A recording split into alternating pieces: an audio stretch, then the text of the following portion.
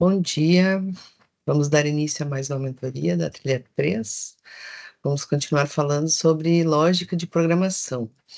Hoje com as estruturas de repetições de código, né. Então, essa trilha, só para comentar de novo, né, fala de como as estruturas funcionam, né, como a gente usa essas estruturas para desenvolver a nossa lógica.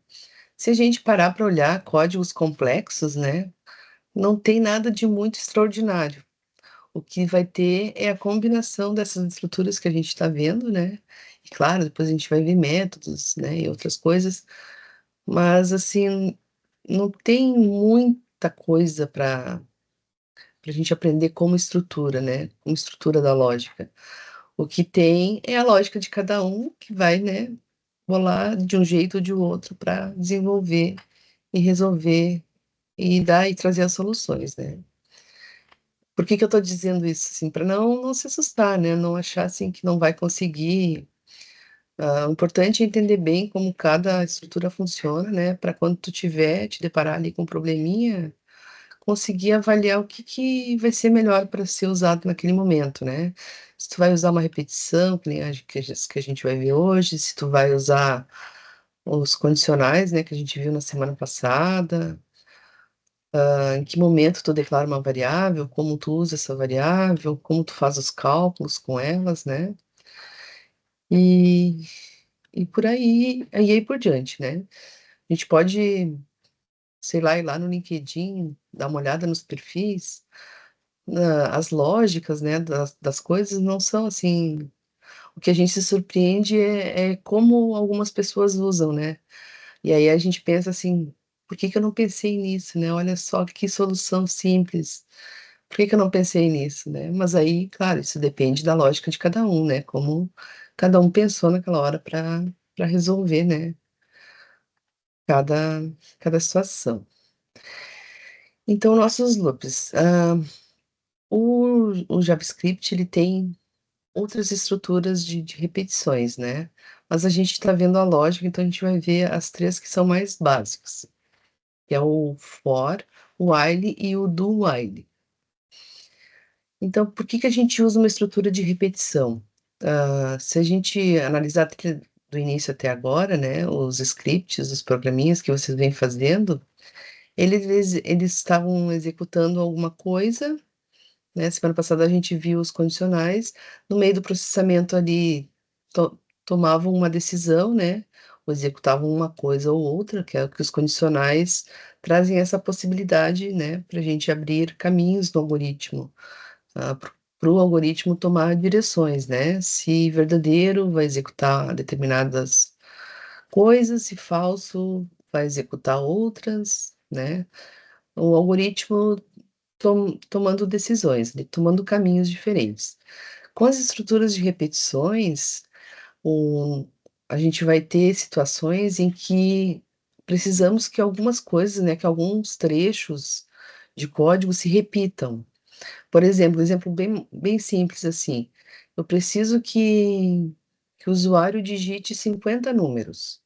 Eu não vou ir lá no meu código e escrever 50 vezes, né, para o usuário digitar esse número, né, não vou criar 50 entradas para o usuário digitar o número. O que que eu vou fazer? Eu vou usar uma estrutura de repetição, onde eu vou escrever uma vez essa entrada, né, e a estrutura vai fazer o código se repetir até que uma condição seja satisfeita, né.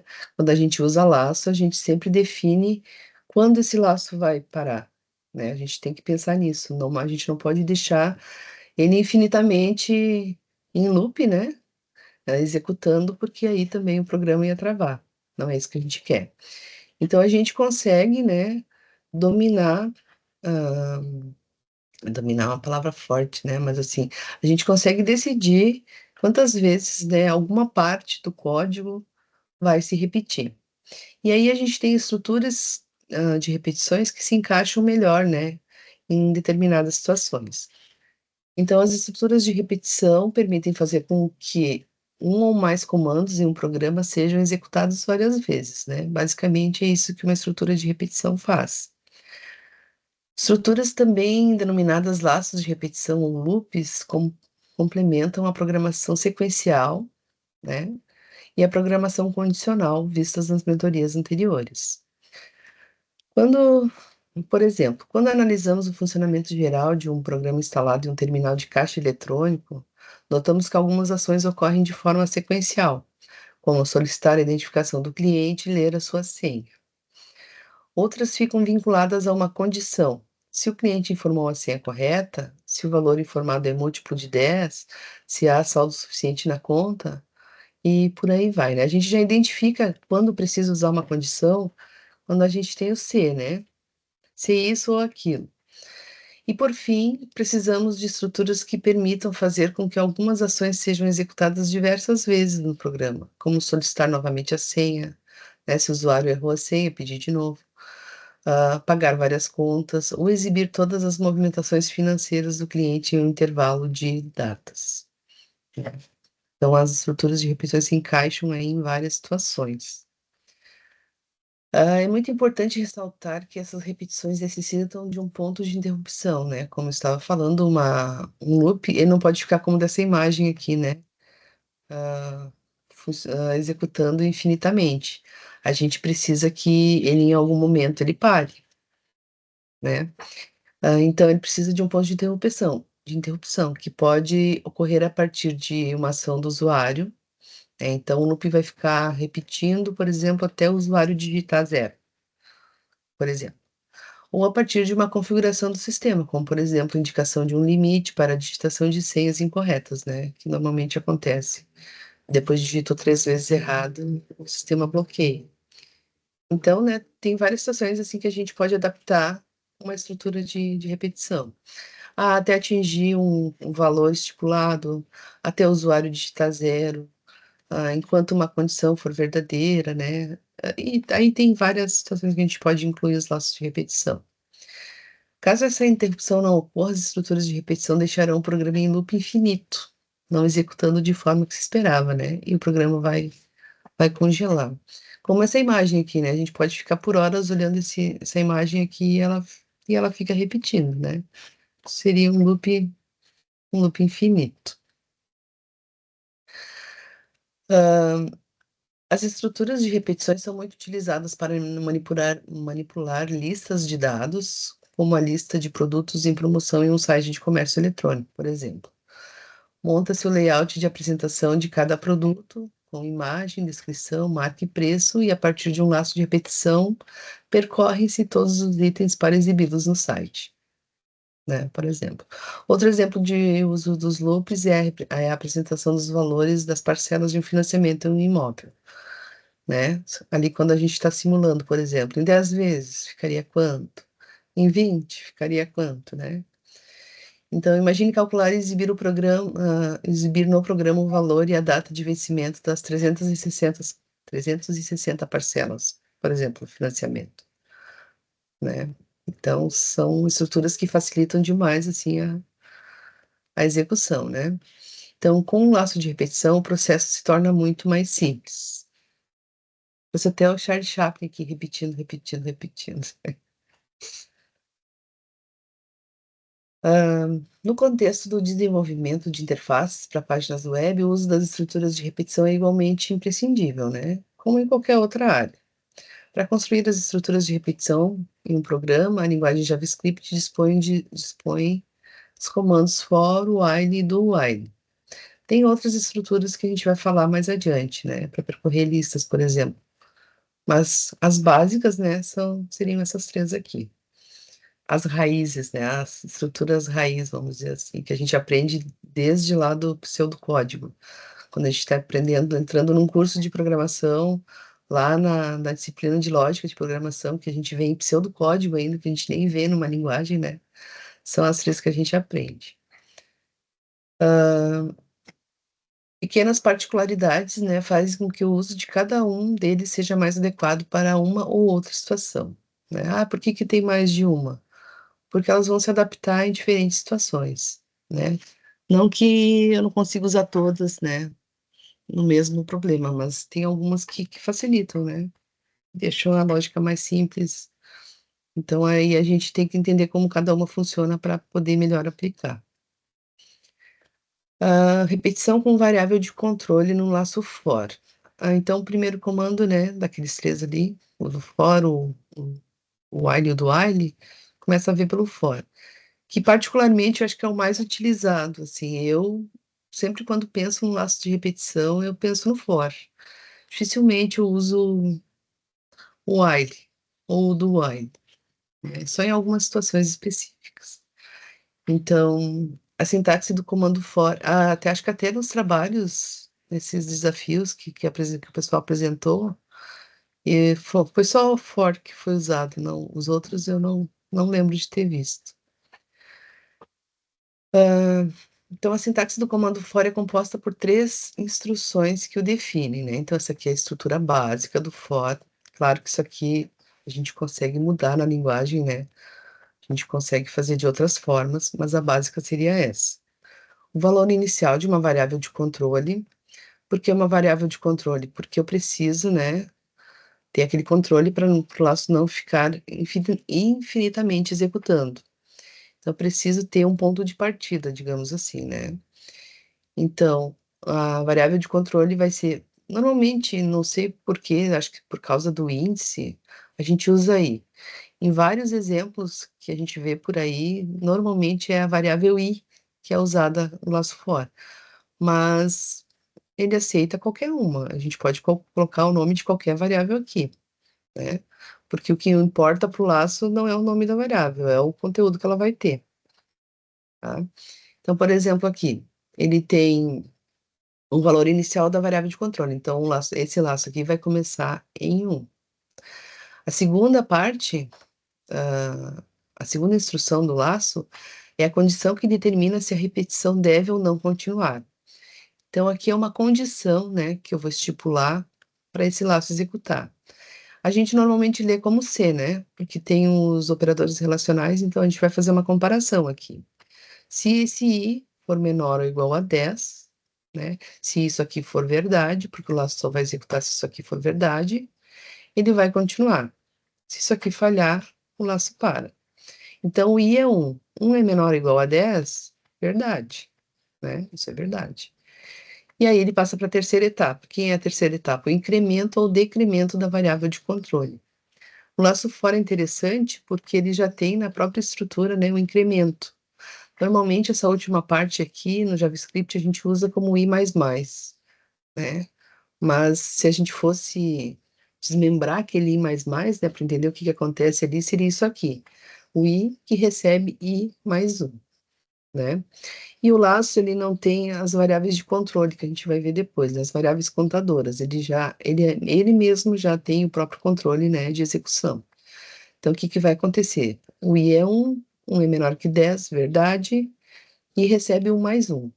Daí ele vai de novo para a primeira instrução. Agora o i é 2, né? Só que a gente não enxerga isso acontece implicitamente. Aí o i é 2. E aí ele vai para a condição, 2 é menor que 10, verdade. 2 mais 1, 3, né? E assim ele vai fazer 3, 4, 5, 6, 7, 8, 9, 10. Quando ele chegar no 10, a condição diz aqui que o i pode ser menor ou igual a 10. Ainda é verdade. E ele vai fazer a conta. 10 mais 1, 11. Cai de novo aqui. 11 é menor ou igual a 10? Não. Aí ele falha e para a execução, né? E aí continua o algoritmo. Mas ele vai ficar aqui enquanto essa condição for verdadeira, né? Ele fica executando enquanto a condição é verdadeira. E aí, tudo que tiver dentro do bloco do for, né? Eu vou mostrar um exemplo depois para vocês. Ele vai executar. Então, isso também a gente tem que ter noção, né? Tudo que tiver dentro do bloco do for, porque vai ter chave, né? Vai abrir chave, vai fechar chave. Tudo que tiver dentro do bloco do comando de repetição vai ser repetido. Então, por exemplo, tu pede para ler um número e coloca uma mensagem logo embaixo para mostrar esse número. Ele vai ler e vai mostrar em todas as repetições. Ou o cálculo da média, por exemplo, tu colocar o cálculo da média dentro do laço, né? Toda vez que ele executar, ele vai mostrar esse cálculo. Executa, mostra, executa, mostra. talvez não seja o que tu queira, né? Tu só quer ver a média final de alguns valores. Então, para isso acontecer, tu tem que colocar o cálculo fora do laço, porque se ele estiver dentro, ele vai executar toda vez, né, que o laço repetir. A sintaxe ali do comando com o significado de cada parte, né? Acho que eu consegui explicar ali mostrando, né? Então, entre as chaves devem ser inseridos os comandos que serão executados repetidas vezes, né? Então, tudo que está dentro do bloco do for vai ser repetido as quantidades de vezes que o laço for. O incremento i recebe i mais um pode ser abreviado por i mais mais, né? A gente, lá nos operadores, a gente viu, né, que a gente tem essa possibilidade. I mais mais, e menos menos também, né? Porque a gente pode inverter a lógica. A gente pode ir de um número até 10, como foi o exemplo ali, mas pode fazer a ordem inversa, dizer que o i recebe 10 e fazer a condição ao contrário, né? Enquanto o i for menor que, não for igual a 1, né? Enquanto o i for maior ou igual a 1, ele vai executar. Então aí isso que é o legal da lógica, né? A gente pode fazer a mesma coisa de jeitos diferentes, né? Dependendo de como cada um pensou. A repetição é controlada por uma variável, que no exemplo da imagem anterior inicia em 1 e aumenta até 10. Outros valores, porém, podem ser indicados como a variável de controle, como iniciar em 10 e decrescer até 1. Aí eu tenho que cuidar, né? Se eu inverter a lógica, meu i não vai ser de incremento, ele vai ser de decremento, né? Se eu quero ir até 10, eu tenho que contar de 1 em 1, mais 1, mais 1. Se eu quero ir diminuindo um de 10, eu tenho que decrementar, daí ir tirando, né? Menos 1, menos 1. Aí eu posso usar i recebe i menos 1 ou i menos menos, né? Que vai fazer a mesma coisa. Ao entender a sequência de execução das partes que compõem o comando for, podemos montar diversas variações de valores para as variáveis de controle, né? Então, é importante que a gente entenda bem como a estrutura, né, funciona.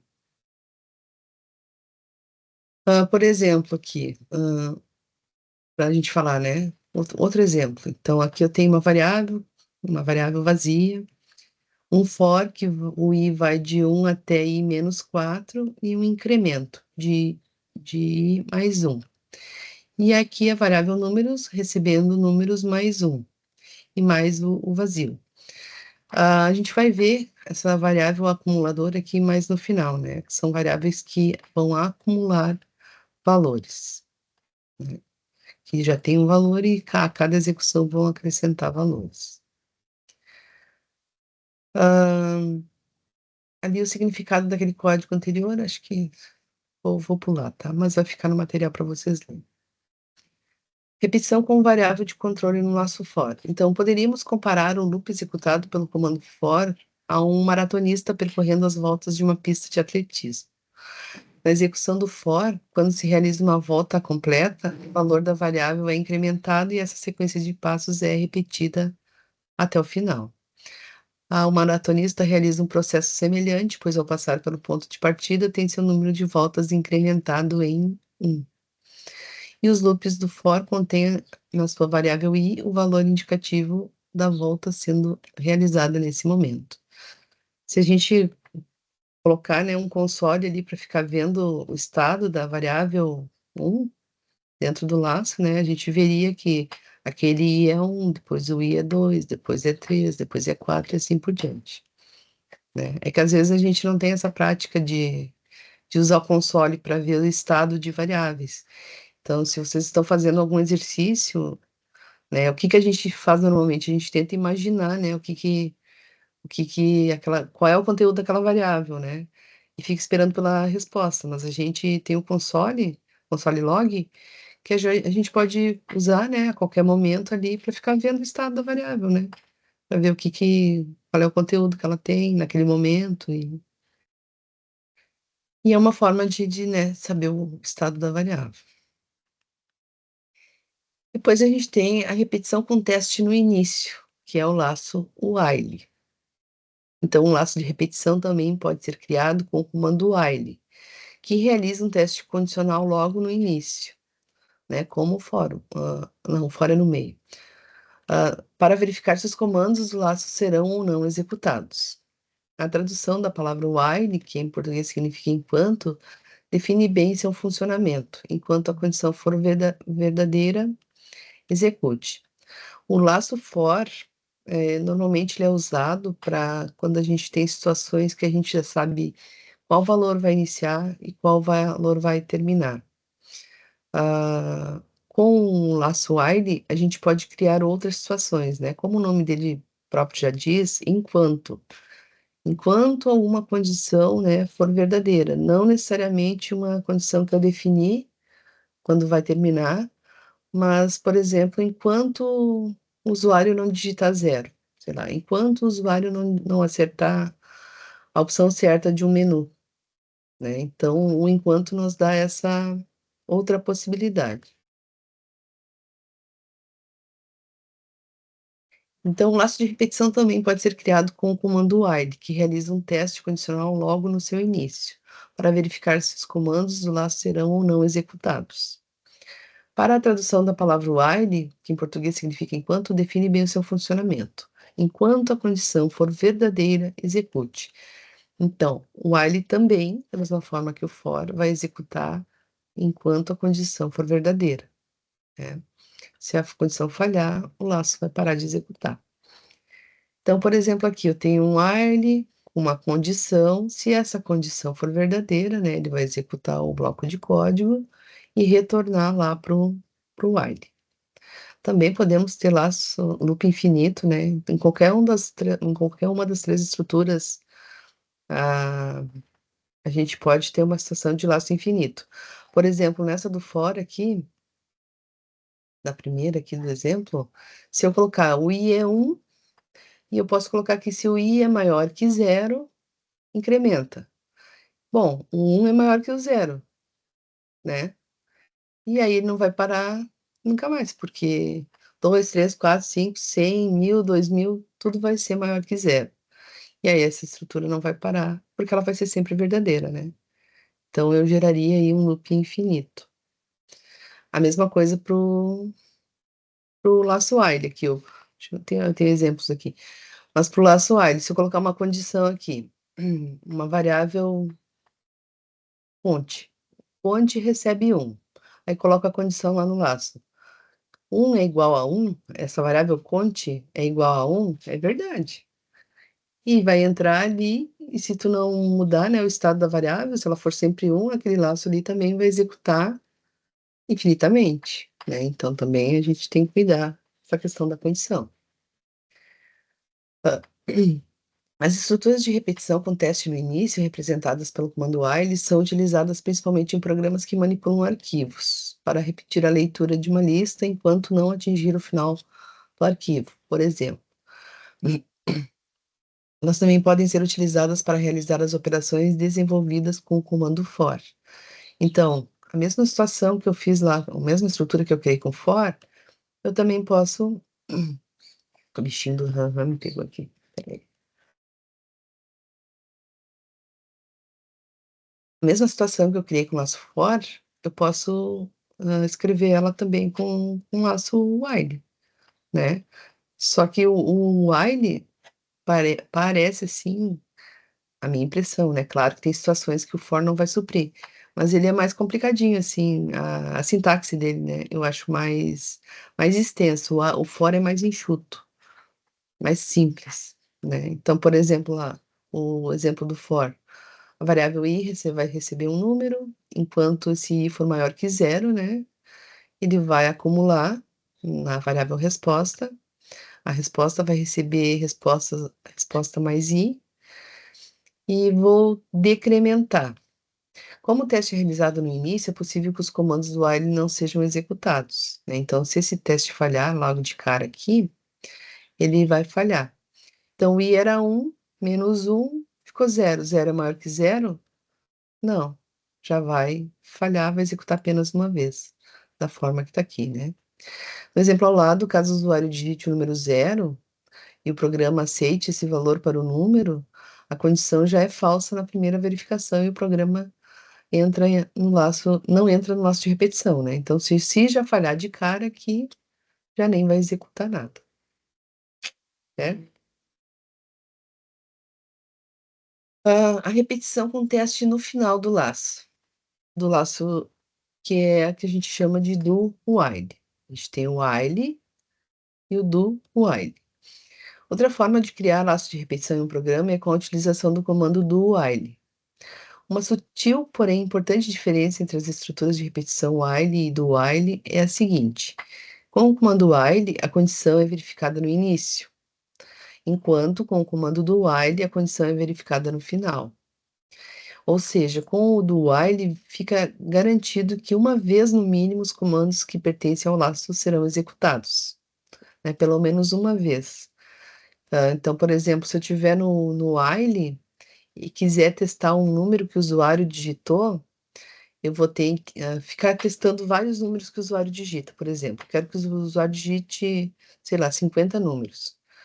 O primeiro número que ele digitar vai ter que ser fora do laço para testar e depois entrar no laço e pedir para ele digitar de novo, né? Porque depois que entra na estrutura de repetição, não sai, fica executando dentro da estrutura. Esse probleminha de escrever duas vezes o mesmo comando, a gente poderia usar o do while, onde ele faz a leitura de um valor e testa, né? Se for verdadeiro, fica na execução. Se for falso, não fica, mas pelo menos uma vez, né? E a lista de instruções é executada antes de testar. Com o while já testa de início e depois executa as instruções. O do while deixa a gente executar pelo menos uma vez e depois testa, tá? Ou seja, o do while fica garantido que uma vez no mínimo os comandos que pertencem ao laço serão executados, né? Então, geralmente optamos por utilizar os laços while e do while quando não soubermos previamente quantas vezes as repetições irão ocorrer. Por isso que o nome já é enquanto, né? Enquanto alguma coisa acontece. Por exemplo, eu tenho um, um laço aqui que vai receber uma variável de um prompt, né? Vai receber um número através do prompt, vai ser armazenado nessa variável num. Aí eu vou testar. Aí, olhem só, isso a gente já viu, né? Nas outras mentorias, declaração de variável, condicional. Então, se esse número, aí a gente usa normalmente condicional para validação, né? Se esse número for igual a zero, ou não for um número, vai mandar um alerta para a tela dizendo que o número, pedindo, né? Digite um número válido. Ah, se não, né? Se isso aqui falhar, vai cair no while. Enquanto o número for igual a zero ou não for um número válido, ele vai entrar. Var pares recebe pares entre um e aqui é uma string. Vai testar. Se o número for maior que um, pares recebe pares mais dois. Deixa eu ver por que eu botei isso separado aqui. Variável. Tá. A professora também tá ficando louquinha, né? Aqui eu quis mostrar que a gente pode ter uma estrutura de repetição com outra dentro, né? Nada nos impede de criar uma estrutura para repetir determinados comandos antes, para depois repetir outros comandos depois, né? No caso aqui, vai ser digitado valores e depois eu vou verificar se esse laço aqui para acumular pares, né? Aqui testa se o número é par e aqui um laço para acumular pares. Depois vocês podem testar isso aqui, acho que fica mais fácil, né, do que falar só código. Mas assim, a gente pode usar tudo junto, né? Aqui o do while, a gente pode usar uma estrutura de condição dentro da estrutura, não tem problema. A gente pode também usar um laço dentro do outro, né? Normalmente, quando a gente usa matrizes, a gente usa um laço dentro do outro. A gente começa percorrendo o laço com for. Primeiro as colunas e um segundo laço interno para, aliás, primeiro laço para percorrer as linhas e o segundo laço para percorrer as colunas, né? Porque, por exemplo, na matriz eu preciso ter, enquanto a linha for um, eu posso ter nessa linha um, né, a coluna 2, 3, 4, 5, 6. Então, eu preciso de um laço interno para percorrer as colunas. E aí depois voltar para a linha 2. E aí na linha 2 percorrer de novo. 1, 2, 3, 4, 5, né? O que eu quero dizer assim que nada impede, né, de tu usar uma estrutura dentro da outra. Aí eu achei esse meme aqui que eu achei bem interessante, que é uma comparação entre o laço Wiley e o do Wiley, né? Vocês lembram do desenho do Papaléguas e do Coiote? Quem assim é mais experiente assistiu esse desenho quando era criança, né? Então, o Papalégua está usando o Wiley, que testa, né, se é o final do precipício, antes de executar, né? Antes de correr. Então, por isso que ele parou, porque ele testou, falhou, né? Ah, e se falhou, ele não vai correr, não vai run, né? Não vai correr. E o coiote não, como o coiote está usando o do Wiley, o do ele deixa executar pelo menos uma vez. Então, corra, né? E depois veja se é o final do precipício. E aí ele sempre se dava mal no desenho, né? Ele caía. Então, para vocês lembrarem, né, a diferença aí de um de outro. A gente pode também ter nos laços de repetição comandos de interrupções, que é o break e o continue, ou continue, né, em nosso portuguesão aqui. As linguagens de programação dispõem de dois comandos especiais para serem utilizados nas estruturas de repetições, que são eles, né, o break e o continue. O break sai do laço de repetição, enquanto que o continue retorna ao início do laço. Então, eles têm diferença, né, entre os dois. Quando usar o break, interrompe totalmente a execução, sai do laço. O continue ou continue, a gente pode usar, por exemplo, quando atingir um determinado valor, né, para o laço não precisar executar tudo que teria que executar. Eu posso interromper ali, não, já tem o valor que eu quero, pode voltar para a repetição de novo. Então, é bem interessante em algumas situações a gente usar um desses dois comandos, né? Então, o break sai do laço de repetição enquanto que o continue retorna ao início do laço. Esses comandos nos auxiliam no controle de execução dos comandos do loop. Então, né, se eu tenho um loop muito grande lá, por exemplo, não tem por que deixar ele executar todo, se eu já atingi o valor que eu queria, né? Então, né, nessas situações eu posso usar um, um desses comandos, né? Ou parar o laço, parar totalmente, fazer ele parar de executar, ou dizer para ele, pode parar aqui, não precisa executar o resto e volta para a repetição, tá? É só usar eles de forma direta, né? Por exemplo, aqui na condição, se a condição tal, continue, só dessa forma. Ou o break. O break também normalmente é usado lá no switch case, não sei se vocês lembram,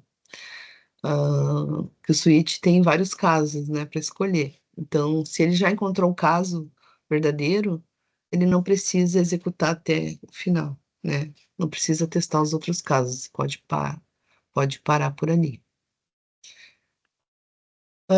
Os comandos break e continue podem ser utilizados nas três estruturas de repetições disponíveis, né, que a gente viu, for, while e o do while.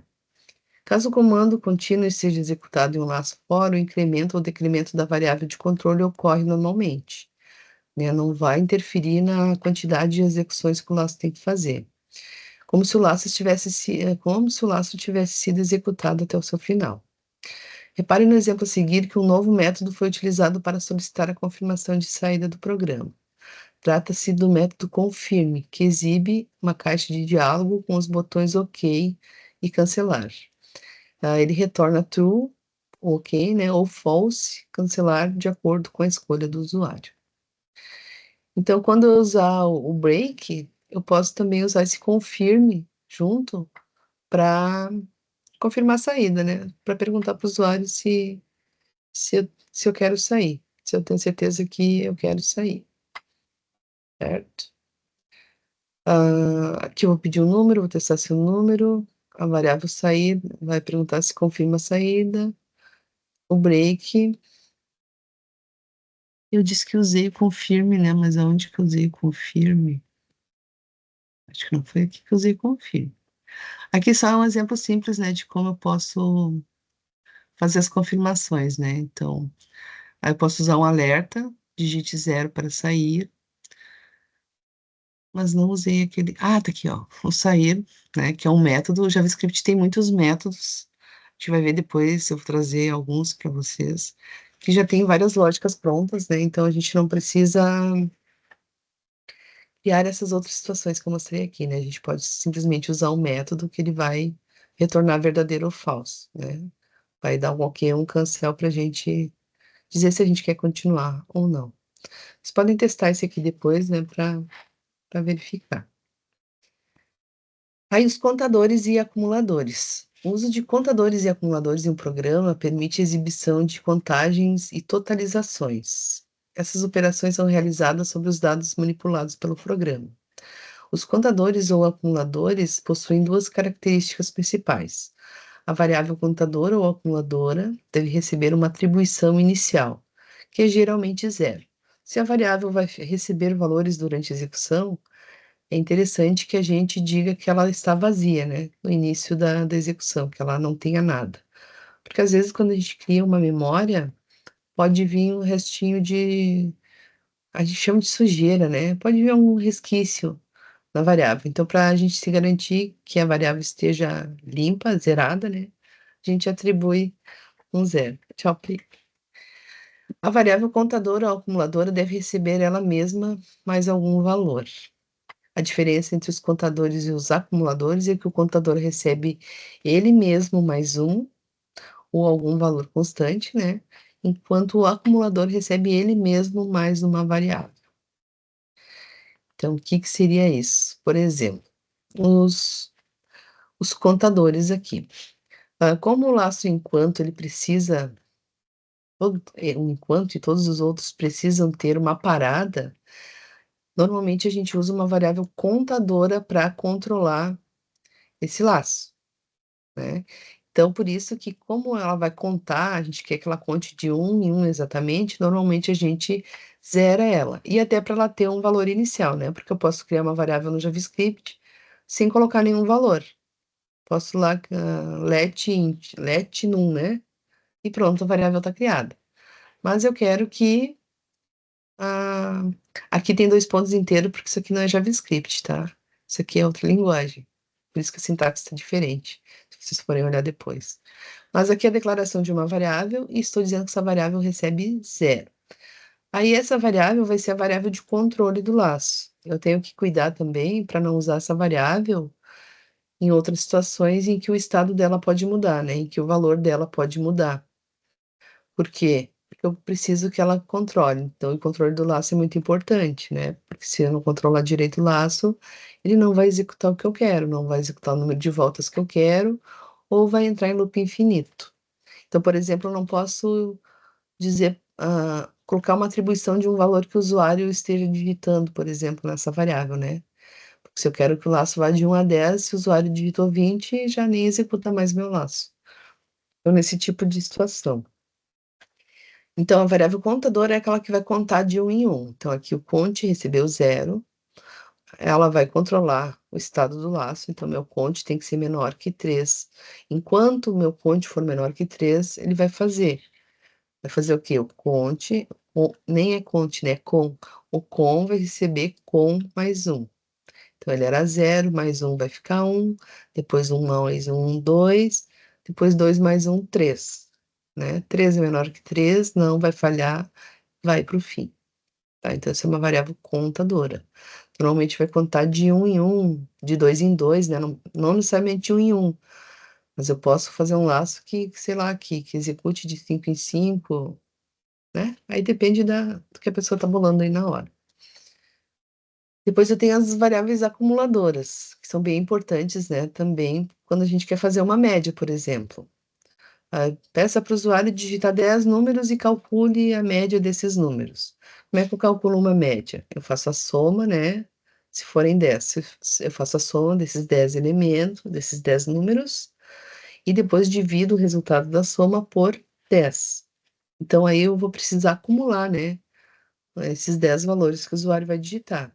Então, por isso que a gente chama de variáveis acumuladoras. Então, tem o mesmo exemplo aqui do conte, né? Com a sua variável contadora, controlando a execução do laço.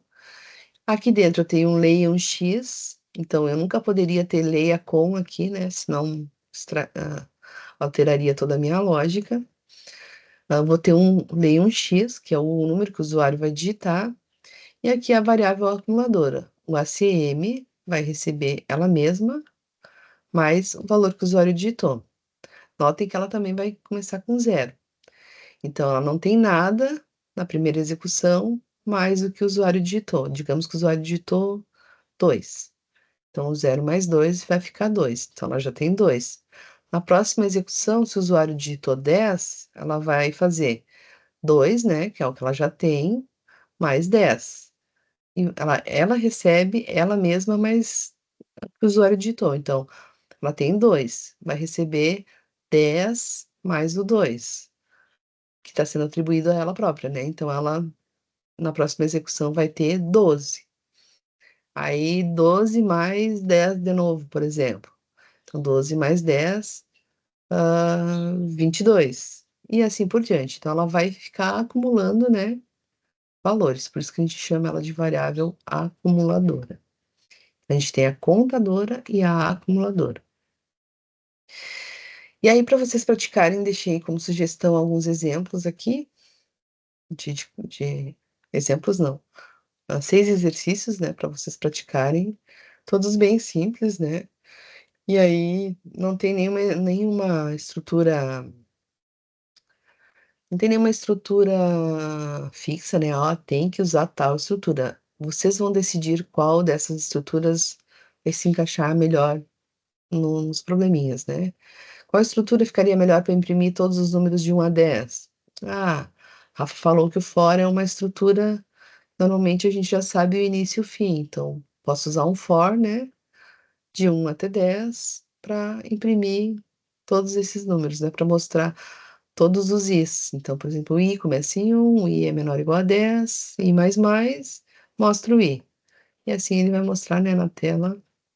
Claro, vocês vão configurar para mostrar na tela, né? Vai mostrar os números de 1 a 10.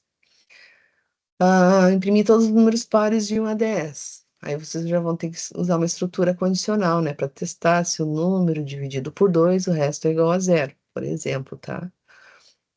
Se todo número par é divisível por 2 e tem resto igual a zero. Ou fazer o laço incrementar de 2 em 2, né? E mostrar. Lembram? A gente pode usar a estrutura, né? Para incrementar de 1 em 1, de 2 em 2, 3 em 3, e assim por diante.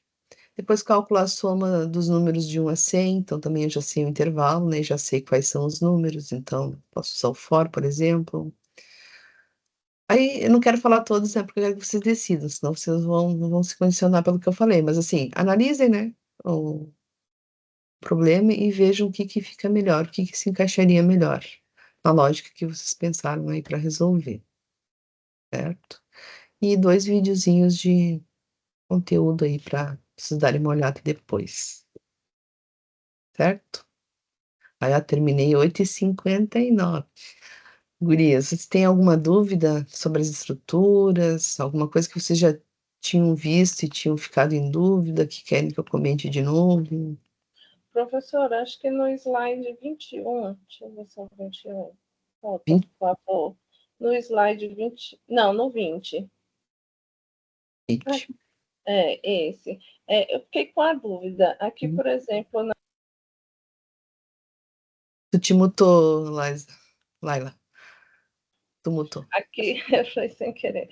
Aqui na imagem do lado esquerdo, que a senhora colocou com recebe zero, né?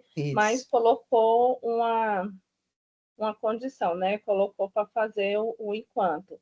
Eu posso usar, por exemplo, esse com que está recebendo um valor de zero em outra condição, fazer ou um se mais para frente, porque como ele está naquela estrutura do enquanto, ele funciona só ali. Aí eu queria saber se eu usar outra estrutura, se ele vai pegar o com de dentro da estrutura enquanto ou se ele vai receber o valor de zero. Não, quando entrar no laço, o laço vai ter um bloco de execução, né? Então, ali dentro, só se depois tu entendi tua pergunta, mas não.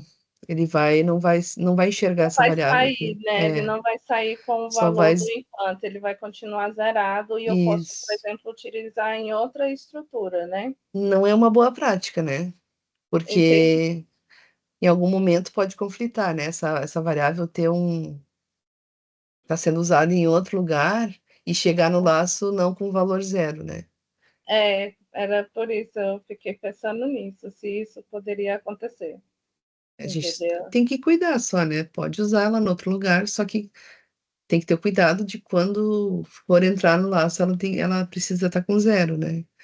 E aí se É, tu estava guardando algum valor nela, daí tu perde, por exemplo. E quando chegar ali, entendi, ela vai ter que zerar, né, para entrar no laço. entendi. Era só essa dúvida mesmo que eu fiquei. Obrigada. Né. E as outras meninas, Vânia, Cíntia, a Valéria também precisa sair. Diga, Vânia, tudo certo? Alguma dúvida? Certo, agora treinar, né. É. Mas assim, deu para entender bem a estrutura de cada uma ali, como funciona, Sim, e aí isso já é meio caminho andado, né, depois é só a gente pensar porque daí a gente entendendo bem como a estrutura funciona, dependendo do erro que dá, a gente se questiona, né. Será que a estrutura tá certa? Ah, ele funciona desse de tal e tal jeito, né. Aí tu pode te dar por conta que alguma coisa que tu tem escrito ali é que tá que não tá deixando, né, de executar como tinha. Então por isso que é importante a gente entender bem como cada estrutura, né, funciona, tá bom? É isso? sim. Isso. Então meninas, um ótimo final de semana. Feliz Dia das Crianças aí pra criança interior que existe, né, dentro de cada uma de nós. Obrigada, professora. E A um senhora bom bom bom final de final de semana, boa semana semana. e bons Obrigada, estudos. meninas, para vocês também. Obrigada, até sexta que vem. É. Tchau, tchau. Tchau. Tchau.